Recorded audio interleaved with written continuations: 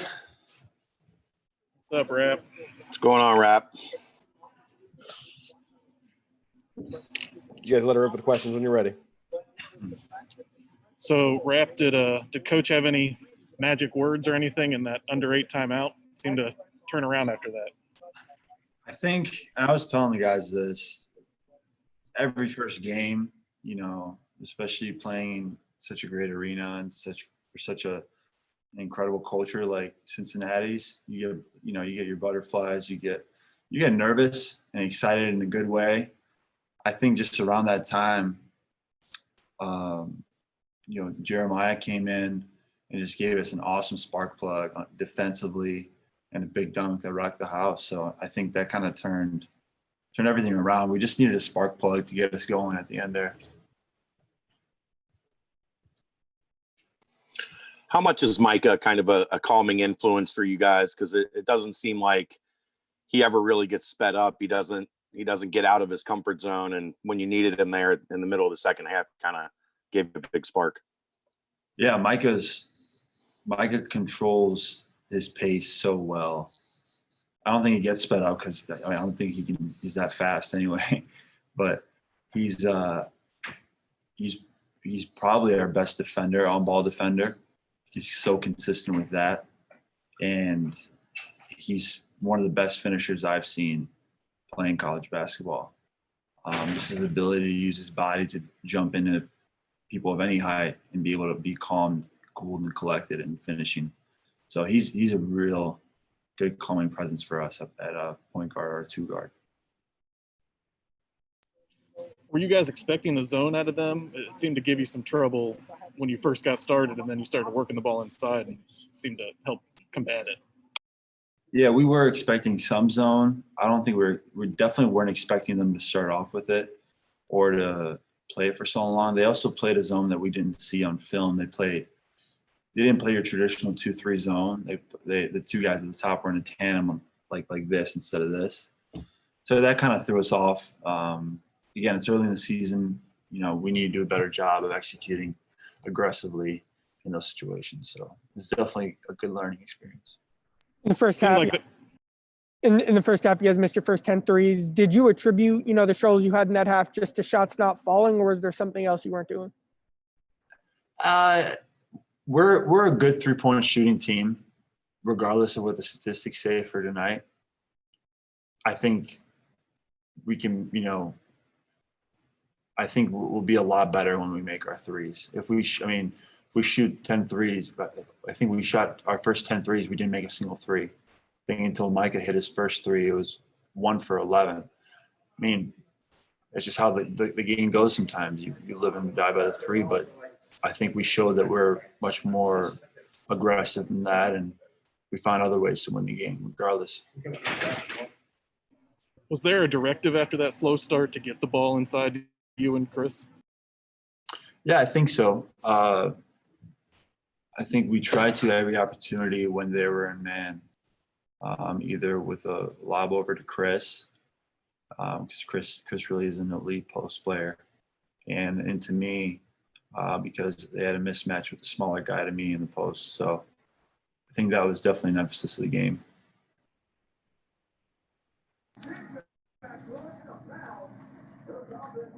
This was obviously a very weird environment. Did it feel weird out there? No fans, no real band.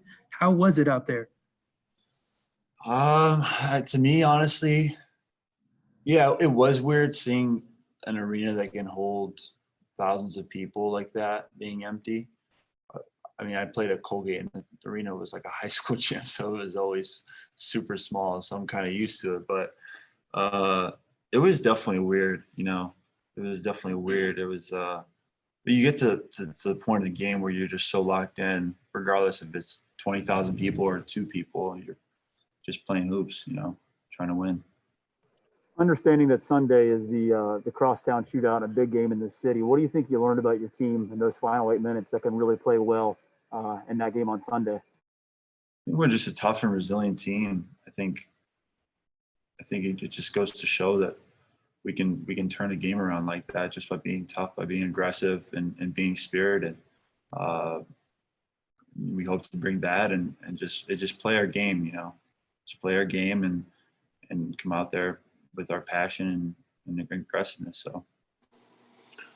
What do you know? I know you're a big college basketball guy. What do you know about the crosstown shootout, and what have maybe some of the returning guys told you about what's coming up on Sunday?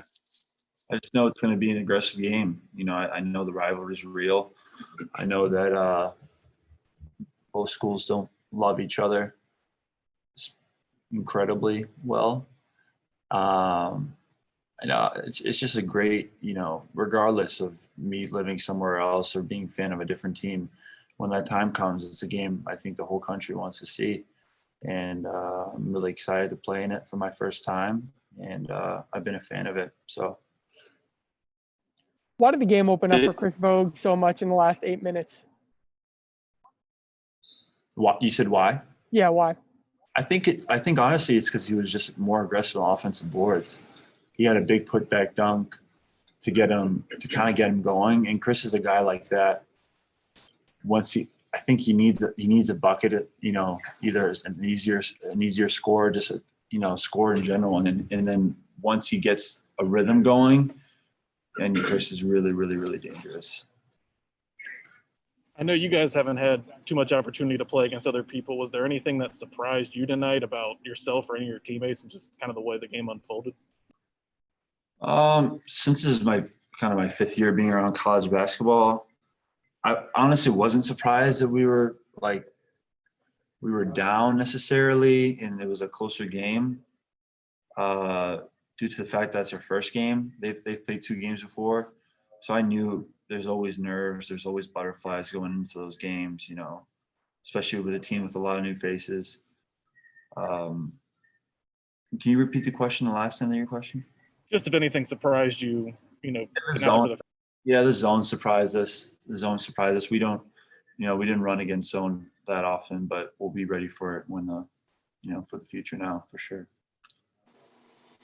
How much of what we saw from Jeremiah was something that you guys see every day and had some faith that, when he's called upon, he can give you guys that spark?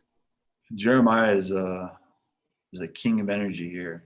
Seriously, he brings so much life and energy to the court and to the game. As a guy where, going in the locker room, going on the court, I just love saying hi to him. I know I'm going to get a smile back. And I know I'm going to get a positive interaction with him. And he feeds me energy, and I feed him energy. It's a really good flow between me and him. And it's not just me. I mean, it's with the whole of the team. When he gets a dunk, he kind of, other people will just dunk it. He looks like he's about to, commit a crime on that rim, like he's sprinting to it, trying to tear it off the backboard. And that gets us going. So, yeah, I love the guy. Any more questions for Rap? All right, good. We'll flip it and bring Mike in. Thank you, Rap. Thanks, go Cats. Thanks, Rap. Thanks, Rap.